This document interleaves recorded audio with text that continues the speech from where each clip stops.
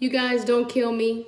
You're about to watch an update on my weight loss, and it's good, and plans for plastic surgery in the future.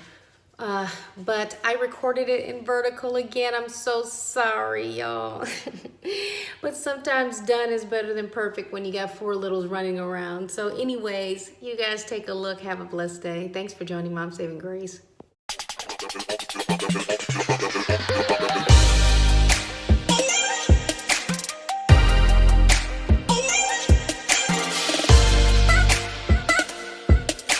I got a baby sleep, so I'm not gonna be like screaming in here, but I said, you know what? Well, I got a second to put on a little mascara or something, do something today.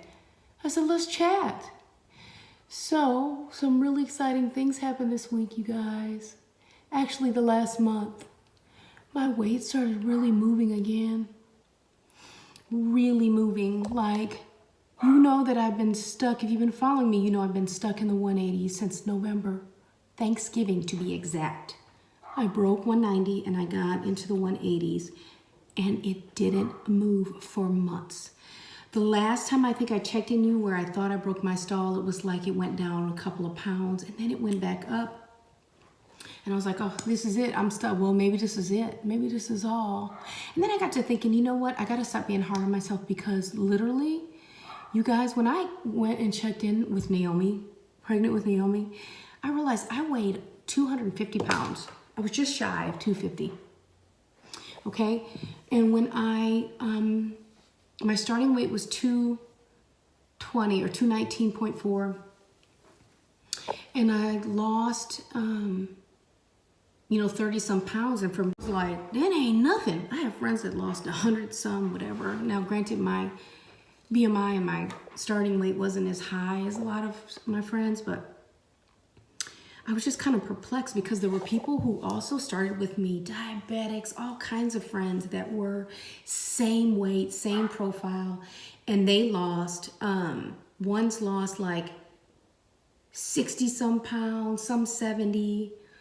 It's crazy. I'm like, what's wrong with me? So I've discussed my history before. I have an interview that I'm going to post on this. I talk about kind of the reasons why our metabolisms sometimes aren't as fast as others and why some people lose fast or slow. If you all know, I'm an RN, makes me no expert, but before I became an RN, I taught nutrition for a while, so I do have some general base knowledge about some things, and I kind of just have this theory about trauma that we do to metabolism, especially if you suffered from an eating disorder like I've been delivered from, okay? So anyways, you can take a look at that. Hopefully I'll have it posted by tonight. I promise you all, if you're a slow loser, it's good. It was just one of those things where you knew that God was there when I was doing the video, okay? We both talked about how good it was. So, and you can meet Erin and follow her journey. She's lost. I'm moving so we don't hear so much barking. I'm in my closet. So you can meet Erin and follow her. She's got an awesome support group for people, especially those who are like ourselves who went out of, not stateside to get your surgery.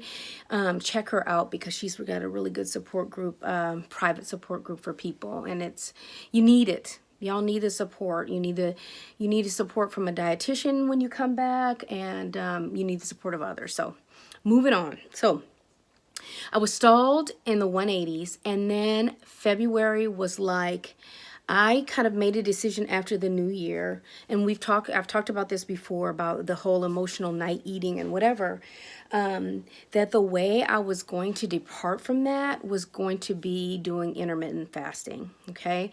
So you can go on YouTube. There's Dr. Berg. There's a bunch of people. I'll link some videos on intermittent fasting, but they talk about and there's a good dietitian that talks about this. When they have a patient who is insulin resistant, the first thing they do is try keto or lowering their carbs. The second thing they try doing is intermittent fasting. And when that doesn't work, or their metabolism is very sluggish, they will try to cycle their diet. So like sometimes they call it a cyclo-keto diet. And I think I talked about me doing that in the last one too, because I do that where I had been trying to eat like lower carb during the week and then raising my carbs on the weekend. Straight keto never really worked wonders for me. Like some people have this great water weight and they lose weight like crazy. It didn't. Now that could be just from the damage to my metabolism. I don't know, y'all, but it just wasn't like no bells or whistles ever went off for me. And it did initially when I did it years ago. And when I mean years, like 20 years ago, and then it just kind of stopped working. So, and I always found when I would do it, I kind of by accident, when I would eat higher carbs and I'd do lower carbs and then high carbs day, I would drop weight. So that's kind of how I figured out that a cycle diet may work for me even back then. Okay, so getting back to what they do. So, you know, like I said, they try lowering carbs, then they do intermittent fasting, and then they try to do a cyclical thing with their carbs.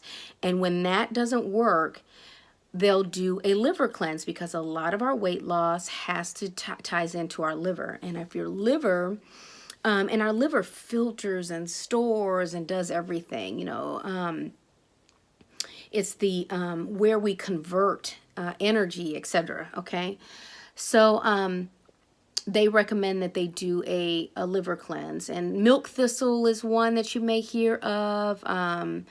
You know, people do it different ways, by fasting, they do it by taking supplements. So I changed nothing about my diet except for the intermittent fasting, and I started to see the ball rolling with that.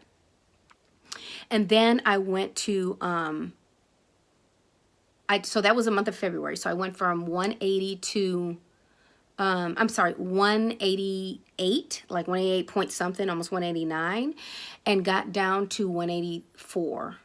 Okay. So I was really happy with that, because that was a lot for me in 1 month. Considering that I had been going up, down, the same few pounds for 4 months. And, you know, the trick is not buying into it. You know, if you don't lose weight in the first 4 months, you ain't going to lose it. That is really hard mind game when you see everybody else losing volumes of weight, y'all. But don't believe it, because it can happen. I just had to tweak. For me, it was that fasting thing was a more spiritual thing, because I know that God had been asking me not to emotionally eat for a long time, you know, because I would take my cares to food instead of taking my cares to the Lord. And it's hard when you've developed that habit and almost like food addict time, you know, or I could go all day and not eat and then snack all night, you know, till I would get in the bed, just because I process. It's like when things slow down and I process all my feelings. And instead of praying about it or journaling or whatever, I would eat through it. So I really believe that some of this too on the spiritual aspect for me was, I don't know if I would have ever started to lose weight again had, you know, it's like God wouldn't let me prosper as if I wasn't doing and obedient to his will. So this doesn't apply to everybody. This just was for me, you all. So I had to give that up. And I haven't been perfect at it recently, but doing that for 30 days in a row broke something in me. So that, in other words, I have in the last couple weeks had a snack at night, but it's been different. It's been, are you hungry? Yes or no? You know, like asking that question, are you really hungry? Yes or no? What is it that you want to eat? What are you trying to serve with it? You know what I mean? And then making a decision and having a snack, and not going from snack to snack to snack to feel something. I think for me, it'll always be a very thin line and something that I have to stay in tune with. And if I ever have issues again, I'll be more than happy to go back to strict intermittent fasting. I pretty much fasted from like Sunday to Thursday, and then didn't on the weekends, just because with my kids, you know, we have popcorn, movie night, whatever, so I didn't do on the weekend, but it still helped tremendously. So if you have issues with emotional snacking at night, try it. You never know. Plus, the things that it does for your metabolism is awesome, especially for people that are insulin resistant and have a hard time losing. So it did get the ball rolling for me.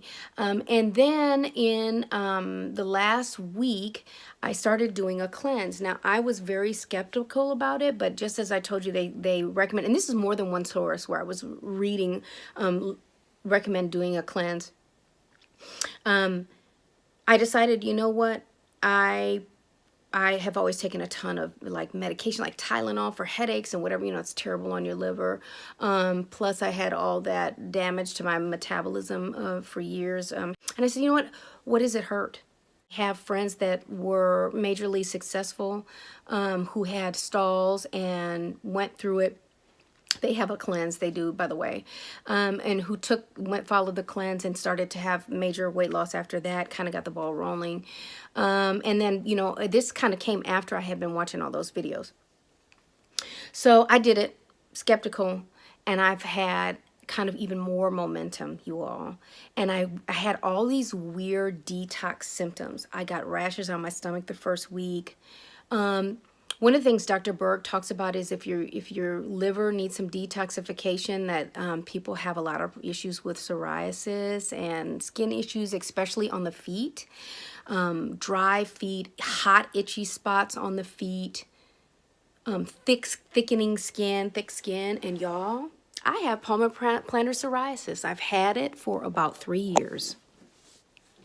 Guess what it is? Dry, thick skin on your feet. I get extremely hot, itchy spots, like unbearable, where I want to scratch my skin off. Everything he described, okay? So I was like, So then while I'm taking the, like, milk thistle, there's a complex called Zendocrine that's part of this cleanse, right? While I'm taking it, y'all, I was getting extreme, like, itchiness on my feet, hot. Like, I would get those before, but this was like, oh my God. Like, the first 3 days of the cleanse, it was horrible. Sorry, I'm having some GERD. Horrible. Terrible. And I was like, something's happening, because whether or not I'm a skeptic or not, I'm having all this weird stuff I don't know I'm gonna have. Look at me. My stomach is itching. I got a rash on my stomach. I never get rashes on my stomach. And then I started losing like crazy. So as of yesterday, I came in at 178. I am thrilled. I am finally out of the 180s. And it was really weird. When I started intermittent fasting, I told Aaron, I was like, something feels different. I feel like I'm losing weight again. Before, I just felt, I don't know, like I was stalling, like there was nothing happening. And you know how you can kind of tell when you're losing weight? It's just, I don't know, you feel different. I just felt like something was revving up in me. Hunger patterns change, etc.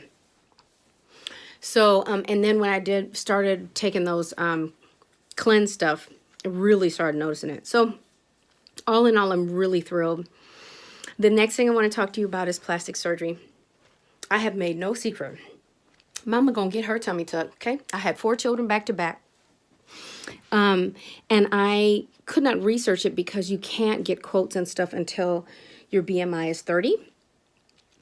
Or close to 30. That depends on where you go. If you go to the Dominican, yeah, you can go to 34, 35, but I wouldn't do that anyways. I just don't want to put you at major risk. And so I'm almost there, y'all. So you can start to, especially, I kind of want to go back to the company that did my surgery, because they have a plastic surgeon and his hands are fantastic. And me, having experience as a nurse, and I worked OR a lot, he does very clean line. He just does really good work. And takes care of his patients very well.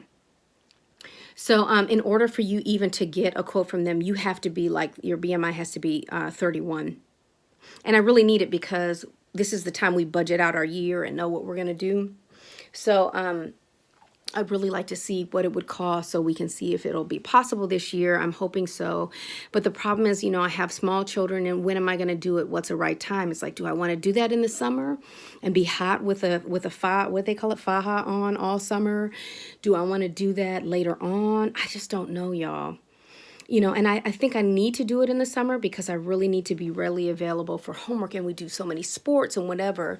In the summer, I can get help. I can get a student to help me, you know, get them to summer camps or cart them around. It's, you know, I feel okay, better about being out. It's just, but wanting to enjoy the summer with them, that kind of sucks, you know, like get in a pool and, You know, I really, some people are like, oh, summertime. I really enjoy summer with my 4 littles. I do. So that's the dilemma. I would like to get a tummy tuck BBL. Never had much back there, honey. We need all the help we can get. And that's about it. Muscle repair. I have a large diastasis from having 4 kids back to back. I had a big old belly with them. So that's it. But yeah, any advice for me? I'd love it. So that's the exciting news. So I sent off for my first quote a week ago, and I have not heard back from them. And then I'll be sending off for I always recommend that you need to shop around, not just money-wise, but just skill-wise and whatever, and just see the different recommendations. So I'll be sending off for the surgeon that I have had in mind for the longest. This week, I'll be right where I need to be in order for them to give me a quote, okay? Because you really got to be close to that 30, your BMI being 30, okay? So I'm really excited. So that's what's going on with me, and I promised to put that interview up within 24 hours because it was really blessed. It was blessed. So that's my weight loss update for Mom Saving Grace, and until next time, please like, share, and subscribe.